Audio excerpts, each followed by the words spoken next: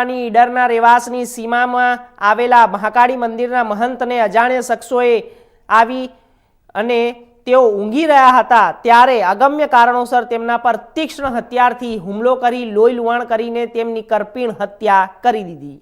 ફરાર થઈ ગયા તે બધા આરોપીઓ હત્યા કરીને ઈડર પોલીસને જાણ થતાં એફએસએલની ટીમ સાથે અન્ય એક અધિકારીઓએ પણ રહેવાસની સીમામાં આવેલ મંદિરનું સ્થળનું નિરીક્ષણ કરી ગુનો દાખલ કર્યો અને ત્યારબાદ મહંતના મૃતદેહને પીએમ માટે ઈડર સિવિલમાં મોકલવામાં આવ્યો. પોલીસ અધિકારીઓએ મૃતક મહંતના મૃતદેહને પીએમ કરાવવા માટે ઈડર સિવિલમાં લઈ જવાયો હતો.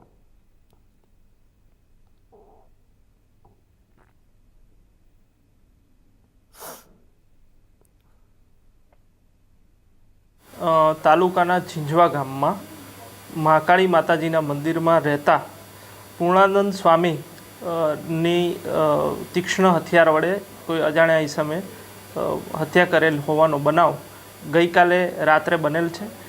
જે અનુસંધાને જે મંદિરના મહંત છે સ્વામી જ્ઞાનાનંદ સરસ્વતી એમણે તાત્કાલિક ઈડર પોલીસને જાણ કરેલી હતી. ઈડર પોલીસ ઘટના સ્થળે પહોંચેલી હતી અને ત્યાંના જે આજુબાજુના રહેતા લોકોના નિવેદન નોંધવામાં આવ્યા હતા અને જે મંદિરના મહંત છે એમની ફરિયાદ ઈડર પોલીસ સ્ટેશન ખાતે લેવામાં આવેલ છે.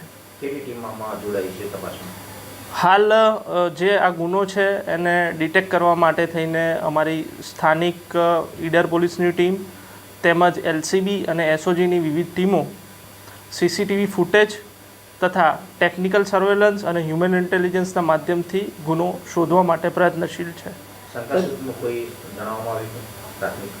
હાલ અમે સીડીઆર એનાલિસિસ અને સીસીટીવી ફૂટેજના આધારે ગુનો ડિટેક્ટ કરવા માટે પ્રયત્નશીલ છીએ.